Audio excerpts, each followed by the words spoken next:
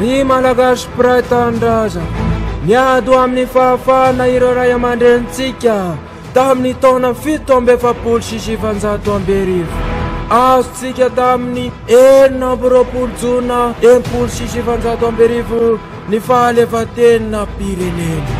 Niandro foana ny efisika hatramin'izay ka hatramin'izao 2:770 raika amby 770 roso 2:7 taona manamarika ny tantarany tanindrazantsika daholo ireo.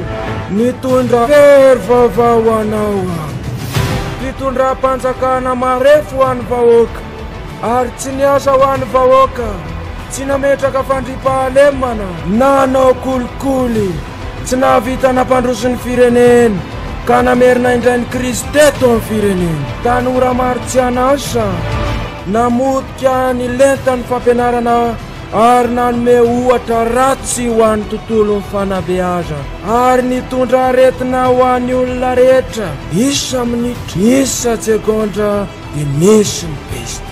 Olona efa tafita aho tsy mahalala ny fahantrana-reo dia angorona hatrany.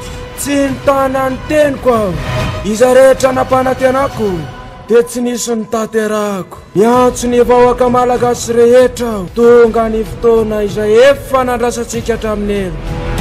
Miantso anao aho, esory aho fa nivadika tamin'ny fitokisana aho ary amin'ity taona 8 ity esory aho fa namitaka anareo.